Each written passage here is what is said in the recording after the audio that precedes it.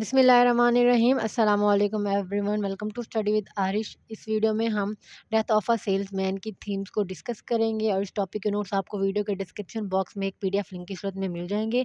एक PDF link दिया हुआ होगा वीडियो की डिस्क्रिप्शन में। उस लिंक को क्लिक करने के बाद वो लिंक आपको एक पीडीएफ की तरफ लेके जाएगा जिसमें आपको इस टॉपिक के नोट्स मिल जाएंगे। शुरू करते हैं आज की हमारी वीडियो। सबसे पहले हम डेथ ऑफ अ सेल्समैन है क्या, इसका इंट्रोडक्शन देख लेते हैं। तो basically death of a salesman एक अमेरिकन प्ले है जिसे लिखा था ऑर्थर मिलर ने। ये एक ट्रेजेडी है और ये रियलिज्म और एक्सप्रेशनिज्म के लिटरेरी पीरियड में लिखा गया है। 1948 में लिखा गया और 10 फेब 1949 में मोरस्को थिएटर न्यूयॉर्क में इसकी जो है वो डिस्प्ले किया गया था, यानी कि इसको परफॉर्म किया गया था। और इस प्ले को Tony awards for best play, Pulitzer prize for drama भी मिल चुके हैं। Basically death of a salesman एक सेल्समैन की कहानी है जो कि अपनी लाइफ में एक सेल्समैन जो है के तौर पर काम करता है। लेकिन उस सेल्स यानी कि जो सेल्स जिन चीज़ों की सेल वो करता है उसके उनसे वो इतने ज़्यादा पैसे नहीं कमा पाता, यानी कि अमीर नहीं हो पाता। और एंड में वो अपनी फैमिली को सिर्फ़ और सिर्फ एक इंश्योरेंस के लिए फिर अपनी ये जान ले लेता है, यानी कि सुसाइड कर लेता है। तो शुरू करते हैं आज का हमारा टॉपिक जो कि है themes of death of a salesman. Themes जो हैं वो आइडियाज़ होते हैं, बिलीव्स होते हैं जो कि राइटर्स जो हैं वो अपने टेक्स्ट के थ्रू एक्सप्रेस करते हैं। सेंट्रल आइडिया होता है या मेन आइडिया होता है किसी भी पोइट्री, फिक्शन या प्ले का या किसी भी लिटरेरी वर्क का। थीम्स जो हैं वो स्टोरी को अपीलिंग बनाती हैं, पर्सुएसिव बनाती हैं और रीडर्स को हेल्प करती हैं कि वो अंडरस्टैंड कर सकें जो छुपा हुआ मीनिंग है उस स्टोरी का। उस स्टोरी के अंदर जो छुपा हुआ मीनिंग है या जो राइटर जो है वो क्या मीनिंग कन्वे करना चाहता है उसको वो अंडरस्टैंड कर सके। ये रोल प्ले करती हैं थीम्स। ऑर्थर मिलर का जो प्ले है डेथ ऑफ अ सेल्समैन उसकी बहुत सारी थीम्स हैं और इसको बेस्ट मॉडर्न ट्रेजेडी भी कहा जाता है जो कि अमेरिकन ऑथर ने 20th सेंचुरी में लिखी, ऑर्थर मिलर ने। और जो इम्पॉर्टेंट और बेसिक जो थीम्स हैं डेथ ऑफ अ सेल्समैन की वो यहाँ पे जो है वो रिप्रेजेंट की गई हैं, नेक्स्ट एक्सप्लेन की गई हैं जो कि मॉडर्न वर्ल्ड को रिप्रेजेंट करती हैं। तो पहली और बहुत इम्पोर्टेंट जो थीम है डेथ ऑफ अ सेल्समैन की वो है अमेरिकन ड्रीम। अमेरिकन ड्रीम जो है वो इम्पोर्टेंट थीम है इस प्ले की। जो कैरेक्टर्स हैं इस प्ले के अंदर वो अपना अमेरिकन ड्रीम को अचीव करना चाहते हैं और उनकी जो स्ट्रगल है उस अमेरिकन ड्रीम को अचीव करने की वो बहुत ही खूबसूरती से इस प्ले के अंदर पोर्ट्रे की गई है, डिस्प्ले की गई है। और उसके अंदर जो कैरेक्टर्स हैं अपने अमेरिकन ड्रीम को अचीव करने के लिए फ्रस्ट्रेशन भी फेस करते हैं, बहुत सी फेलियर्स, बहुत सी डिफ़िकल्टीज भी फेस करते हैं। जैसे होवर्ड वैगनर है, वो उन कैरेक्टर्स की एग्जांपल्स के तौर पर हम इसको ले सकते हैं जिन्होंने अपना जो ड्रीम है अमेरिकन ड्रीम वो अपने फ़ादर से हासिल किया। जो कि जबकि बर्नार्ड था जो सन ऑफ चार्ले, उसने अपना जो ड्रीम है अमेरिकन ड्रीम यानी कि बहुत अमीर होना, आपके पास हर चीज़ होनी चाहिए, उसको उसने लीगल प्रोफ़ेशन से अचीव किया है।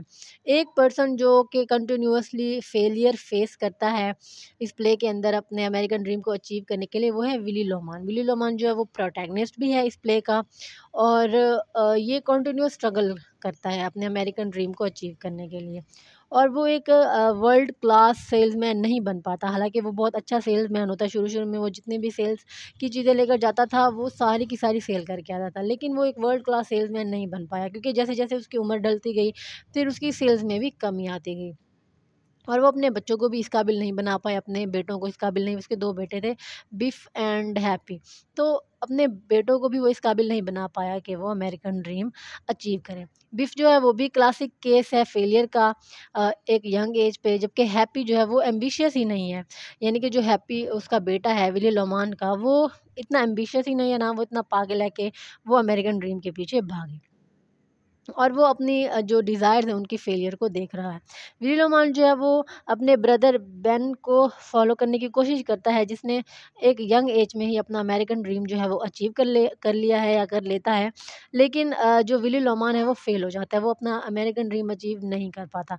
इसी वजह से फिर वो फ्रस्ट्रेटेड होकर सुसाइड कमिट कर लेता है, यानी कि खुदकुशी कर लेता है। अपनी कार का एक्सीडेंट करवा लेता है और उसी में उसकी डेथ हो जाती है और जिसके इंश्योरेंस के पैसे उसकी फैमिली को मिलते हैं। नेक्स्ट जो थीम है वो है डेंजर्स ऑफ मॉडर्निटी। मॉडर्निटी जो है अ, वो किक ऑफ हो चुकी थी, यानी कि ख़त्म हो चुकी थी during the decade of 50s, यानी कि 1950s के डिकेड्स में जो मॉडर्निटी है वो ख़त्म हो चुकी थी। लेकिन उसके बाद फिर यूएस यूएस में यानी कि यूनाइटेड स्टेट्स में मॉडर्निटी ने दोबारा से अपनी जड़ें पकड़ना शुरू कर दी थी। और इस मॉडर्निटी की वजह से यानी कि न्यू इनोवेशंस, न्यू टेक्नोलॉजी और न्यू जिद्दत की वजह से जो बहुत से प्रोफेशंस थे वो बिल्कुल आउटडेटेड हो गए, ओल्ड फैशन हो गए, यानी कि उनको पुराना समझा गया फिर मॉडर्निटी की वजह से। इस बैकग्राउंड में जो मॉडर्निटी थी उसकी वजह से बहुत से ऐसे प्रोफेशन जो थे फिर उनके लिए सीरियस थ्रेट्स बनना स्टार्ट हो गई थी। यानी कि जो डिफरेंट प्रोफेशंस थे उनके उन वो ख़तरे में नज़र आ रहे थे। विली लोमान का जो प्रोफेशन था सेल्समैन का, वो भी उनमें से एक था। क्योंकि अब जो मशीन्स थी या रोबोट्स थे या मशीनरी जो थी वो इंसानों की जगह ले रही थी, और इंसानों का इतना ज़्यादा अब फिर जो है वो ज़रूरत नहीं थी इंसानों की कि वो उनके ऊपर रिलाय किया जाए या फिर उनको ज़्यादा इम्पोर्टेंस दी जाए। और ख़ास करके जो ओल्ड मैन थे, जो बूढ़े लोग थे, उनको तो बिल्कुल ही किसी खातिर में नहीं लाया जाता था। तो इस तरह से विली रोमान का जो पेशा था सेल्समैन का, वो ख़तरे में था। होवर्ड वेगनर ने स्टार्ट करना हॉवर्ड वैगनर जो था वो विली लोमान का बॉस था, जिस कंपनी में विली लोमान काम करता था। तो विली लोमान ने जब उसको कहा कि भई मैं अब ज़्यादा दूर-दूर तक नहीं जा सकता, अब मैं बूढ़ा हो गया, तो तुम मुझे न्यूयॉर्क में ही कोई ऑफ़िस दे दो, मैं वहाँ पे बैठ के अपना काम करता रहूँगा। लेकिन हॉवर्ड वैगनर ने जो है वो उसकी बातों पे बिल्कुल भी ध्यान नहीं दिया, और वो कंटिन्यूअसली रेडियो चला रहा था और उसने विली लोमान की बात तक नहीं सुनी। क्योंकि उसे पता था कि अब टेक्नोलॉजिकल डेवलपमेंट्स आ चुकी हैं और वो ह्यूमन बीइंग्स को रिप्लेस कर रही हैं। तो वीर लोमान की जो फ्रस्ट्रेशन थी, उसका जो फेलियर था, वो उसकी जान ले गया। तो मॉडर्न जो ऑब्जेक्ट्स थे और उनकी जो प्रेजेंस थी इस प्ले के अंदर, वो भी जो फ्रस्ट्रेशन है कैरेक्टर्स के अंदर उनको इंक्रीज करती है। और ये भी एक इम्पॉर्टेंट थीम है dangers of modernity, death of a salesman के प्ले में। नेक्स्ट है जेंडर रिलेशंस। जेंडर इश्यूज और जो रिलेशनशिप्स हैं अपोजिट जेंडर के साथ, वो भी एक मेजर थीम है इस प्ले की। और मॉडर्निटी और मटेरियलिज्म के साथ जो जेंडर रिलेशंस थे वो भी सोसाइटी में जड़ें पकड़ रहे थे अपनी।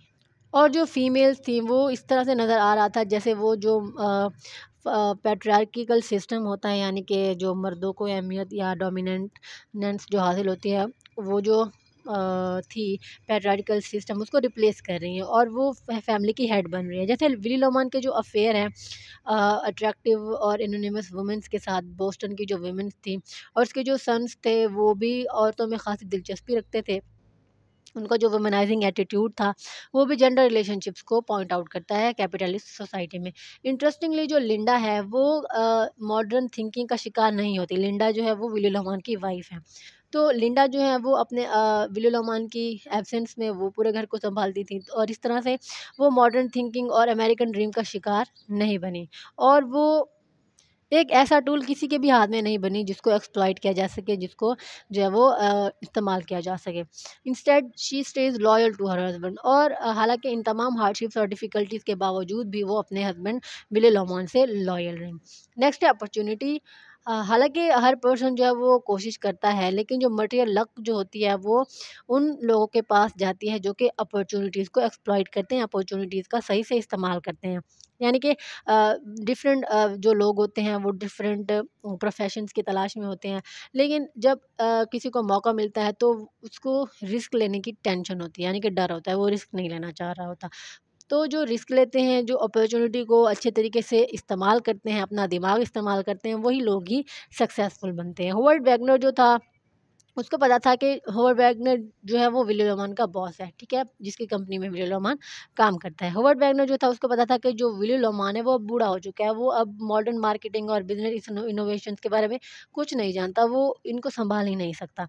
तो इसी वजह से उसने होवर्ड वैगनर था उसने विली लोमान को अपनी कंपनी से निकाल बाहर किया और किसी भी किस्म की सिंपैथी या फीलिंग्स जो है वो ज़ाहिर नहीं की। विली लोमान जो था उसने इस अपॉर्चुनिटी को जो है ये नहीं समझा कि उसको प्रोफ़ेशनली इम्प्रूव करना चाहिए या फिर कोई और जो प्रोफ़ेशन है उसको उसे ऑक्यूपाई करना चाहिए, क्योंकि ये प्रोफ़ेशन तो ज़ाहिर-सी बात है उसके हाथ से निकल चुका था। लेकिन उसने इस बात को बिल्कुल भी नहीं समझा, जबकि जो वैगनर था, वैगनर को पता था कि अब जो न्यू हैंड्स आ रहे हैं, जो न्यू टेक्नोलॉजी है, वो विली लोमान से ज़्यादा उसकी हेल्प कर सकती है। तो इस वजह से वैगनर जो था उसने अपॉर्च्युनिटी को बहुत ही अच्छे से एक्सप्लॉइट किया। और इसी तरह जो हैप्पी था, उसने जो है अपॉर्चुनिटीज़ को एक्सप्लॉइट किया, यानी कि जो हैप्पी था वो एक तरह से हैप्पी हैप्पी ही रहता था, क्योंकि वो फॉर्म्स में जाके काम करता था और जो लैंड थी जो वो चीज़ें उगाता था उसी में ही वो खुश रहता था। लेकिन जो बिफ था उसका इन चीज़ों के बारे में कोई ख्याल ही नहीं था। जबकि बर्नार्ड और बिफ, बर्नार्ड जो है वो बिफ का हमसाया है, यानी कि उसके साथ ही रहता है। तो बर्नार्ड और बिफ इनको भी सेम अपॉर्चुनिटीज़ ही मिली, लेकिन बर्नार्ड ने क्या किया, बर्नार्ड ने उन अपॉर्चुनिटीज़ को यूज़ किया, लेकिन बिफ जो है उसने इन अपॉर्चुनिटीज़ को बिल्कुल भी एक्सप्लॉइट नहीं किया, यूज़ नहीं किया। तो इसी वजह से इन दोनों में डिफरेंस यही है कि एक ने अपॉर्चुनिटीज़ को एक्सप्लॉइट किया, एक ने नहीं किया। तो एक सक्सेसफुल बना यानी कि बर्नार्ड, और एक जो है उसने उसको फेलियर का सामना करना पड़ा, वो था बीफ। नेक्स्ट है फैमिली। ये जो प्ले है ये ट्रेजेडी ऑफ अ फैमिली है, जो कि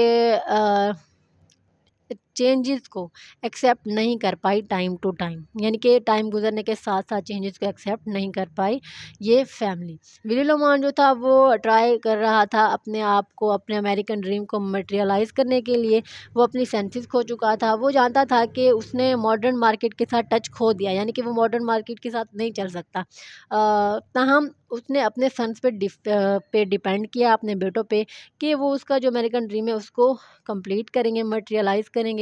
लेकिन वो भी फेल हो गए। बिफ जो था उसको नहीं पता था कि उसने करना क्या है लाइफ में, उसका बिल्कुल कोई गोल मोटिव ही नहीं था।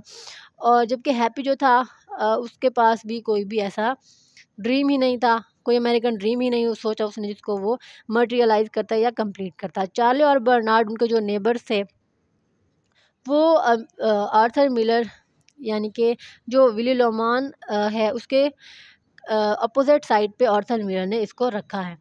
यानी कि जो विली लोमान की फ़ैमिली है वो सक्सेसफुल फ़ैमिली नहीं है, जबकि जो बर्नार्ड और चार्ली की फ़ैमिली है वो एक सक्सेसफुल फ़ैमिली और जिन्होंने अमेरिकन ड्रीम अपना जो है वो अचीव किया है। जबकि उनके अपोज़िट जो विली लोमान है और उसकी फ़ैमिली, उसके सन्स हैं, वो अपने आप को as a failed family represent करते हैं। नेक्स्ट है पर्सनैलिटी कल्ट।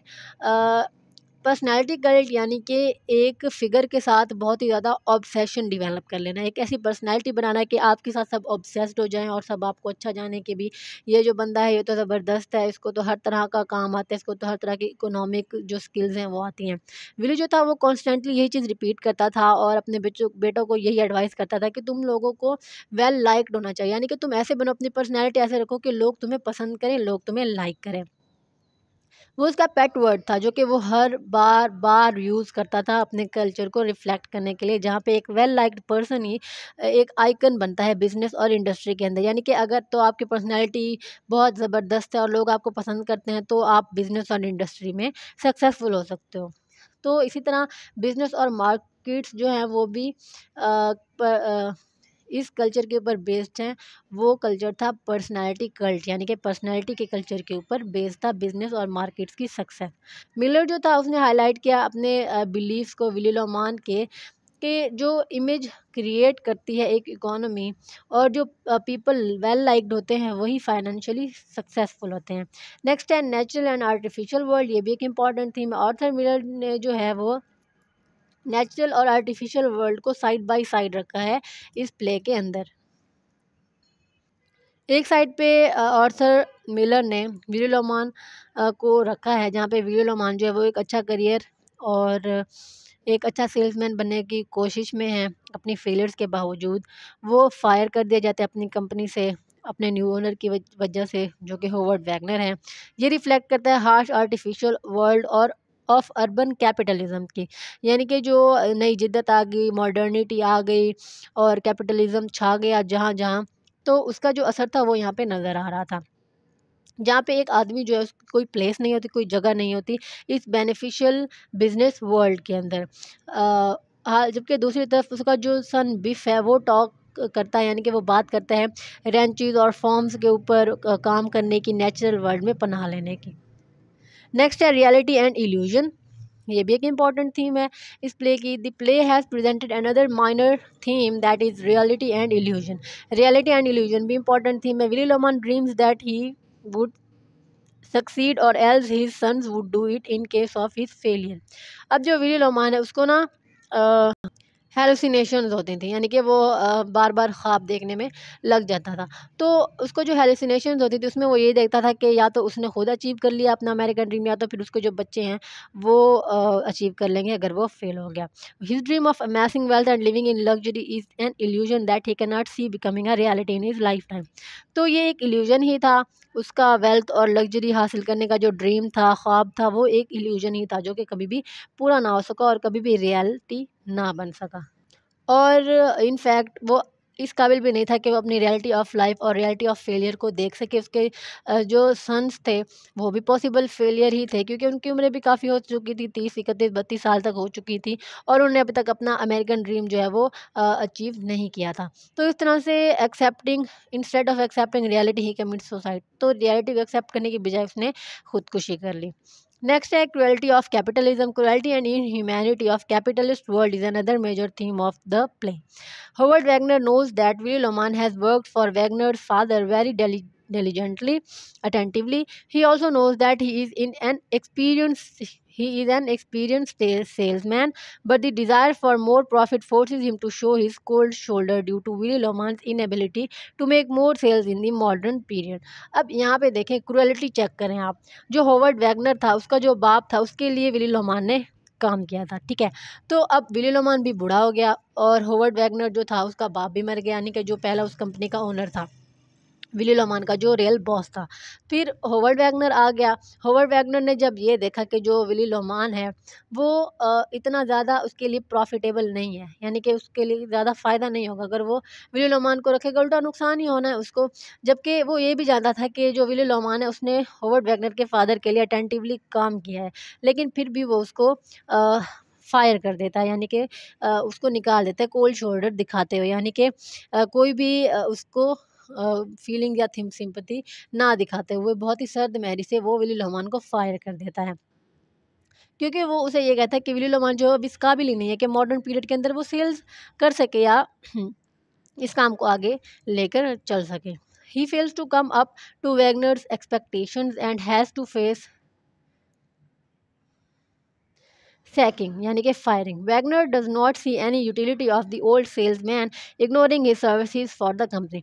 तो अब यहाँ पे भी वही बात हो रही है कि जो हॉवर्ड वैगनर था उसने फायर कर दिया विली लोमान को, क्योंकि उसको पता था कि कोई यूटिलिटी, कोई फ़ायदा नहीं होना विली लोमान को रख के अपनी कंपनी में। तो इस तरह से जो हॉवर्ड वैगनर था उसने क्रुएलिटी ऑफ कैपिटलिज्म को अपने शो कराया विली लोमान को फायर करके।